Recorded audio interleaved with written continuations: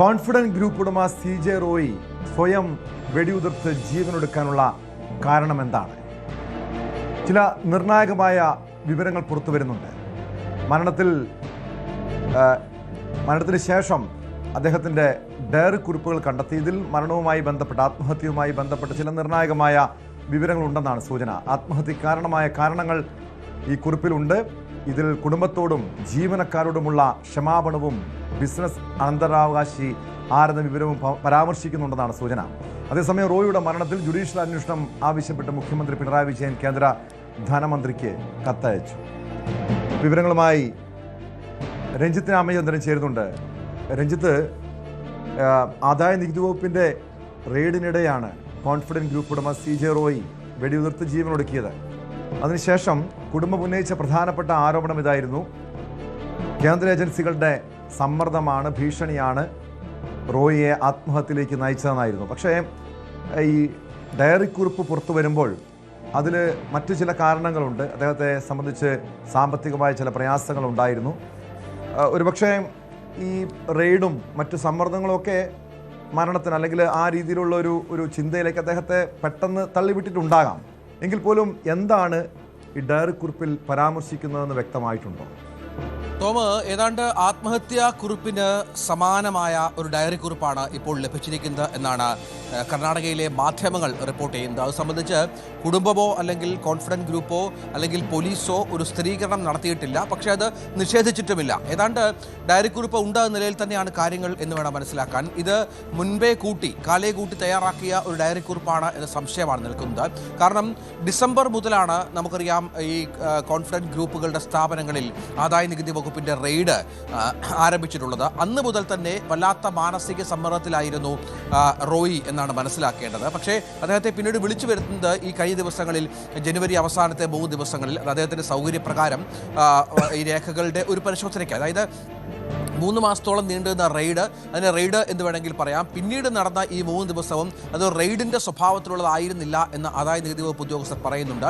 പിടിച്ചെടുത്ത നിരവധി രേഖകൾ, ലാപ്ടോപ്പുകൾ അടക്കമുള്ള കാര്യങ്ങൾ, അതുമായി ബന്ധപ്പെട്ട പേപ്പറുകൾ, അതിലുള്ള കാര്യങ്ങളൊക്കെ റോയിയെ ബോധ്യപ്പെടുത്തുകയും റോയിയുടെ സൈൻ ചെയ്ത് വാങ്ങുകയും ചെയ്യുന്ന ഒരു പ്രൊസീജിയർ കസ്റ്റംസിന് ആദായ നികുതി വകുപ്പിന് ഉണ്ട്. അതനുസരിച്ചുള്ള നീക്കങ്ങളാണ് നടത്തിയത് എന്നും അത് റെയ്ഡിൻ്റെ സ്വഭാവമായിരുന്നില്ല എന്നും പറയുന്നുണ്ട്. അതുകൊണ്ട് തന്നെ ഈ സമയത്തൊക്കെ വളരെ സ്വതന്ത്രനായിരുന്നു റോയി എന്നുള്ളതാണ് പ്രധാനപ്പെട്ട കാര്യം. ഫോൺ ഉപയോഗിക്കാനുള്ള സൗകര്യമുണ്ടായിരുന്നു, ആളുകളുമായി ആശയവിനിമയം നടത്താമായിരുന്നു. ഐസൊലേറ്റഡ് ആയ ഒരു സംവിധാനത്തിലായിരുന്നില്ല. സാധാരണ റെയ്ഡുമായിട്ടൊക്കെ ബന്ധപ്പെട്ട് നമ്മൾ നോക്കിയാൽ പോലീസിൻ്റെ സാന്നിധ്യം ഉണ്ടാകും. ഒപ്പം മറ്റ് സ്ഥലങ്ങളിലേക്ക് മൂവ് അനുവദിക്കില്ല. എങ്ങോട്ടേക്കെങ്കിലും പോകണമെങ്കിൽ ഉദ്യോഗസ്ഥരുടെ സാന്നിധ്യം ഉണ്ടാകണം. അത്തരം ഒരുപാട് നിർണായകമായ കാര്യങ്ങളുള്ള ഒരു സംഗതിയാണ് റെയ്ഡ് എന്ന് പറയുന്നത്. പക്ഷേ അത്തരത്തിലല്ല കാര്യങ്ങൾ മുന്നോട്ട് പോയത് എന്നുള്ളതാണ് ഏറ്റവും പ്രധാനപ്പെട്ട കാര്യം. ഇവിടെ ഇത്തരം കാര്യങ്ങൾ ചൂണ്ടിക്കാട്ടിക്കൊണ്ട്, അതായത് താൻ വിദേശത്ത് നടത്തിയ ബിസിനസ്സുകളുമായി ബന്ധപ്പെട്ടുള്ള നഷ്ടം അല്ലെങ്കിൽ അതുമായി ബന്ധപ്പെട്ടുള്ള സാമ്പത്തിക പ്രശ്നങ്ങൾ ഈ ഡയറി കുറിപ്പിൽ ചൂണ്ടിക്കാട്ടിയിട്ടുണ്ട് എന്നാണ് നമുക്ക് മനസ്സിലാകുന്നത്. അത് വളരെ പ്രധാനപ്പെട്ട ഒന്നാണ്. നമുക്കറിയാം UAE-യിലും ഒപ്പം കേരളത്തിലും അടക്കം ബാംഗ്ലൂരിലും ബിസിനസ് നടത്തുന്ന ഒരാളാണ് CJ റോയി. UAE-യിൽ വലിയ ബിസിനസ് ശൃംഖല തന്നെ അദ്ദേഹത്തിനുണ്ട്. അദ്ദേഹം ഭൂരിഭാഗം സമയം ചിലവഴിക്കുന്നതും UAE-യിലാണ്. അടുത്ത കാലത്തായി UAE-യും ഇന്ത്യയും തമ്മിൽ വളരെ പ്രധാനപ്പെട്ട ഒരു ഡീൽ, ഒരു ബിസിനസ് എഗ്രിമെൻ്റ് അത് സൈൻ ചെയ്ത ഒരു പശ്ചാത്തലമൊക്കെ ഉണ്ട്. അതിൽ പറയുന്നതനുസരിച്ച് UAE-യിലും ഇന്ത്യയിലുമായി ബിസിനസ് നടത്തുന്നവരുടെ എല്ലാ വിവരങ്ങളും ഇരു സർക്കാരുകളും ശേഖരിക്കണം, വളരെ കൃത്യമായി തന്നെ. അവിടുത്തെ ഇൻവെസ്റ്റ്മെൻറ്റ് വിവരങ്ങൾ അടക്കമുള്ള കാര്യങ്ങൾ, അതിൽ എന്തെങ്കിലും ക്രമക്കേടുകളോ മറ്റു പ്രശ്നങ്ങളോ ഏതെങ്കിലും നിയമം ലംഘിച്ചുള്ള നീക്കങ്ങളോ ഉണ്ടായാൽ ഇരു രാജ്യങ്ങളും പരസ്പരം അറിയിക്കാൻ ബാധ്യസ്ഥരാണ് എന്നുള്ള വളരെ പ്രധാനപ്പെട്ട ഒരു എഗ്രിമെൻ്റ് ഉണ്ട്. അത് അടുത്ത കാലത്തായാണ് നടപ്പിലാക്കി തുടങ്ങിയത്. ഇതിൻ്റെ അടിസ്ഥാനത്തിൽ UAE-യിലും മറ്റും ബിസിനസ് നടത്തുന്ന നിരവധി വ്യവസായികൾ ആദായ നികുതി വകുപ്പിൻ്റെ റഡാറിലാണ് എന്നുള്ള വിവരം കൂടി പുറത്തു വന്നിരുന്നു. ഇത്തരത്തിലാണ് CJ റോയിയെയും ഇതുമായി ബന്ധപ്പെട്ട് തന്നെയാണ് CJ റോയിയുടെ സ്ഥാപനങ്ങളും റെയ്ഡിന് വിധേയമായത് എന്നാണ് ഇപ്പോൾ മനസ്സിലാക്കുന്നത്. ഈ റെയ്ഡിൽ നിർണായകമായ ചില രേഖകൾ ആദായ നികുതി വകുപ്പ് കണ്ടെത്തിയിട്ടുണ്ടെന്നും അത് CJ റോയിയെ സംബന്ധിച്ചിടത്തോളം ഏറെ പ്രശ്നങ്ങൾ ഉണ്ടാക്കുന്ന ഒന്നാണ് എന്നുമാണ് ഇപ്പോൾ ലഭ്യമാകുന്ന സൂചനകൾ. ഇത്തരത്തിലുള്ള മൊഴി തന്നെയാണ് ആദായ നികുതി വകുപ്പ് ഉദ്യോഗസ്ഥർ ഇപ്പോൾ പോലീസിന് പ്രത്യേക അന്വേഷണ സംഘത്തിന് നൽകിയിരിക്കുന്നത് എന്നുള്ളതാണ്. അത്തരം കാര്യങ്ങൾ ഈ ഡയറി കുറിപ്പിലുണ്ട്. അതിൽ മറ്റൊരു പ്രധാനപ്പെട്ട 2-3 പോയിന്റ്സായി പറയാവുന്നത്, തീർച്ചയായും അങ്ങനെയെങ്കിൽ നേരത്തെ കുടുംബം ഉന്നയിച്ച ആരോപണങ്ങൾക്ക് അടിസ്ഥാനമില്ല എന്നല്ലേ മനസ്സിലാക്കേണ്ടത് രഞ്ജിത്ത്? ഇവിടെ ഒരു പേജല്ല, ഈ ഡയറിയിൽ നിരവധി പേജുകളുള്ള ഡയറി കുറിപ്പാണ് കണ്ടെത്തിയിരിക്കുന്നത്. ഈ ആദായ നികുതി വകുപ്പിൻ്റെ റെയ്ഡിനിടെയാണ്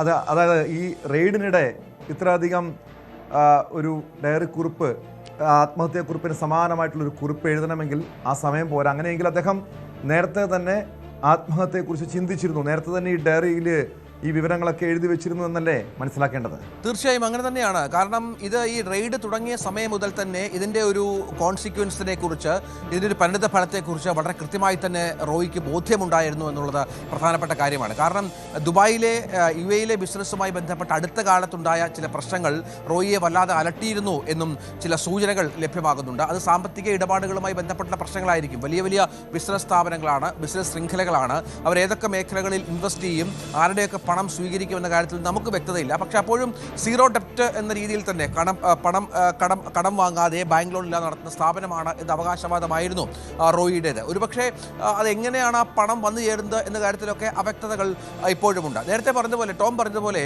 ഈ കുടുംബാംഗങ്ങളുടെ, പ്രത്യേകിച്ച് സഹോദരൻ്റെ ആദ്യഘട്ടത്തിലുണ്ടായ ഒരു ആരോപണം ഈ ആദായ നികുതി വകുപ്പിൻ്റെ റെയ്ഡാണ് റോയിയെ വല്ലാതെ മാനസിക സമ്മർദ്ദത്തിലാക്കിയത്. അതൊരു പക്ഷേ ശരിയായിരിക്കാം. കാരണം ഈ മാനസിക സമ്മർദ്ദം എന്ന് പറഞ്ഞാൽ അവർ നേരിട്ട് ഒരു സമ്മർദ്ദം ചെലുത്തുകയോ അല്ലെങ്കിൽ അവർ ഏതെങ്കിലും തരത്തിലുള്ള പീഡനം നടത്തുകയോ മറ്റൊന്നും ആയിരിക്കില്ല. ഇത്തരം രേഖകൾ കണ്ടെത്തി എന്നുള്ളത് റോയിയെ വല്ലാതെ ആശയക്കുഴപ്പത്തിലും മാനസിക സമ്മർദ്ദത്തിലും ആക്കിയിരിക്കണം എന്നത് പ്രധാനപ്പെട്ട ഒരു കാര്യമാണ്. കാരണം നമുക്കറിയാം 10-20,000-ഓളം ഉപഭോക്താക്കളുള്ള ആയിരക്കണക്കിന് ജീവനക്കാർ ആ തരത്തിൽ ഉള്ള ഒരു ആൾ കൂടിയാണ് റോയ്. ഇത്രയും നാൾ 10-20-25 വർഷമായിട്ട് മറ്റ് പല സ്ഥലങ്ങളിൽ ബിസിനസ് നടത്തുന്ന ഒരാളാണ്. അവിടെ ഒന്നും ഒരു തരത്തിലുള്ള പ്രശ്നങ്ങളും പ്രത്യേകിച്ച് ഉപഭോക്താക്കൾക്കായാലും ഒരു പരാതിയോ കേസോ ഒന്നുമില്ല നടത്തുന്ന ഒരാൾ കൂടിയാണ്. അത്തരത്തിൽ സംവിധാനങ്ങൾ മുന്നോട്ട് കൊണ്ടുപോകുന്ന ഒരാൾക്ക് വളരെ പെട്ടെന്ന് ഈ പ്രശ്നങ്ങളിലേക്ക് മാറുക എന്ന് പറയുമ്പോൾ തൻ്റെ ബിസിനസ്സിനെ സംബന്ധിച്ചിടത്തോളം ക്രെഡിബിലിറ്റിയുടെ ഒരു പ്രശ്നമുണ്ട്. ഈ തന്നെ വിശ്വസിച്ച് ഒപ്പം നിൽക്കുന്നവർക്ക് ഉണ്ടാകുന്ന പ്രശ്നങ്ങളുടെ ഒരു ആധികാരികതയുണ്ട്. ഇതൊക്കെ ഒരുപക്ഷെ റോയിയെ വല്ലാതെ സമ്മർദ്ദത്തിലാക്കിയേക്കാം. അത് അതിജീവിക്കാൻ പറ്റാത്ത വിധത്തിൽ വളർന്നു വലുതായി എന്നുള്ള ബോധ്യം കൂടി ഒരുപക്ഷെ റോയിക്ക് വന്നതിൻ്റെ പശ്ചാത്തലത്തിലായിരിക്കാം ഈ ഒരു തരത്തിലുള്ളൊരു ആത്മഹത്യയെക്കുറിച്ച് ചിന്തിച്ചത് എന്ന് വേണം കരുതാൻ. അതിൽ പറഞ്ഞിട്ടുണ്ട് വളരെ കൃത്യമായി തന്നെ ഈ ഡയറി കുറിപ്പുകളിൽ. അതായത് തൻ്റെ പിൻഗാമി ആരായിരിക്കണം എന്ന കാര്യത്തിൽ നിശ്ചയമുണ്ട്. തനിക്ക് ആരൊക്കെ പണം തരാനുണ്ട് എന്ന കാര്യത്തിൽ ചില സൂചനകൾ റോയ് അതിൽ ചെലുത്തിയിട്ടുണ്ട്. മറ്റൊന്ന്, എത്ര പണം ലഭിക്കാനുണ്ട് എന്ന കാര്യവും വ്യക്തമാക്കിയിട്ടുണ്ട് എന്നാണ് മനസ്സിലാകുന്നത്. മറ്റൊന്ന്, തന്നെ വിശ്വസിച്ച് വർഷങ്ങളായി കൂടെ നിൽക്കുന്ന ജീവനക്കാരെ കൈവിടരുത് എന്ന് റോയ് പറയുന്ന പശ്ചാത്തലം കൂടിയുണ്ട്. ഒപ്പം ജീവനക്കാരോടും കുടുംബാംഗങ്ങളോടും ക്ഷമാപണം നടത്തിക്കൊണ്ടാണ് ഈ ഡയറി കുറിപ്പ് അവസാനിക്കുന്നത് എന്ന് മനസ്സിലാകുന്നു.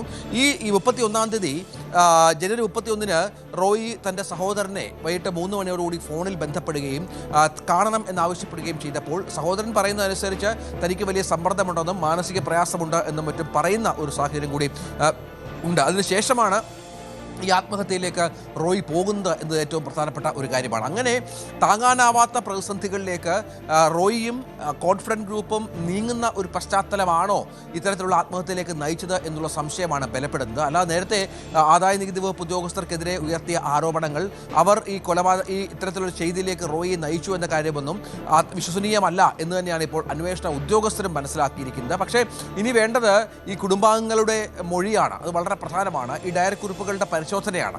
അത് വളരെ പ്രധാനമാണ്. മറ്റൊന്ന്, ഈ റോയിയുടെ പക്കൽ 2 ഐഫോണുകൾ ഉണ്ടായിരുന്നു. ഈ 20 മിനിറ്റ് സമയം, ഈ നേരത്തെ പറഞ്ഞതുപോലെ ക്യാബിനിൽ പോയി ചിലവഴിച്ച 20 മിനിറ്റ് സമയം, ആ സമയത്ത് മറ്റാരുടെയെങ്കിലും കോളുകൾ വന്നോ എന്ന കാര്യവും അന്വേഷണ ഉദ്യോഗസ്ഥർ പരിശോധിക്കുന്നുണ്ട്.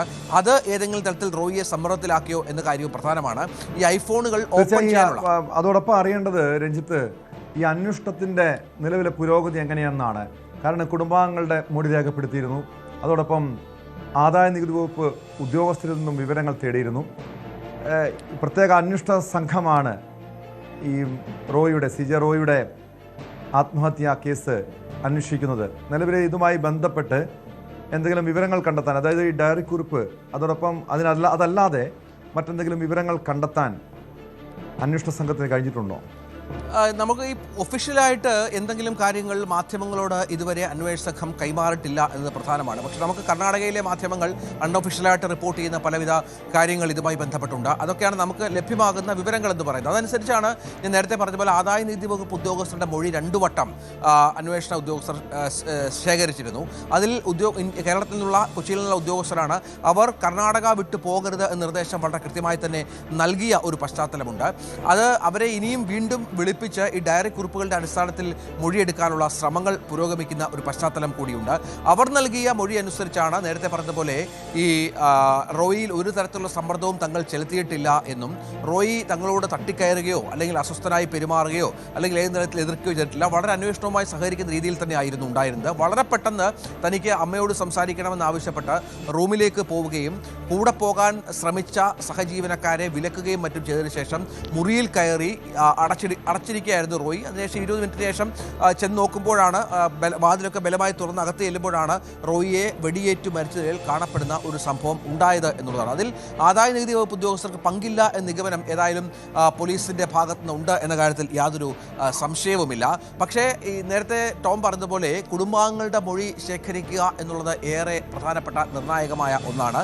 അതിനുള്ള ശ്രമത്തിലാണ് ഇപ്പോൾ ആദായ നികുതി വകുപ്പ് ഉദ്യോഗസ്ഥരുള്ളത്. ജീവനക്കാരെ ഇതിനകം ഓരോരുത്തരെയായി വിളിച്ച് ചോദ്യം ചെയ്യുന്നുണ്ട്.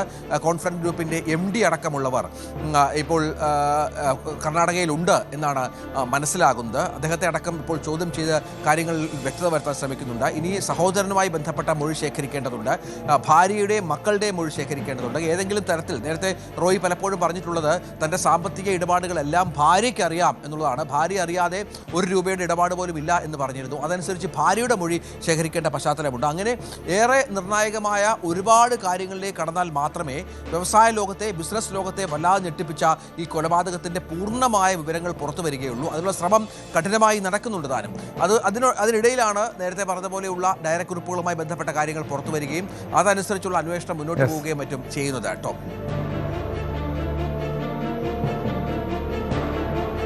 വ്യക്തമാണ്. അതിനിടെ മുഖ്യമന്ത്രി പിണറായി വിജയൻ റോയിയുടെ മരണത്തിൽ ജുഡീഷ്യൽ അന്വേഷണം വേണമെന്ന് ആവശ്യപ്പെട്ടുകൊണ്ട് കേന്ദ്രത്തിന് കത്തയച്ചിട്ടുണ്ട്. അതായത് ഈ ആദായ നികുതി വകുപ്പിൻ്റെ റെയ്ഡിനിടെ അവരുടെ നിയന്ത്രണത്തിലാണ് ആ സ്ഥലം. അവിടെ വെച്ചാണ് ഒരാൾ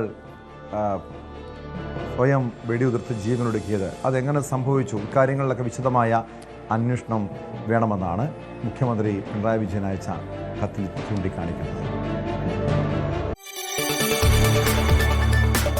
കൂടുതൽ വാർത്തകൾക്ക് news 18 Keralam YouTube channel subscribe ചെയ്യുക.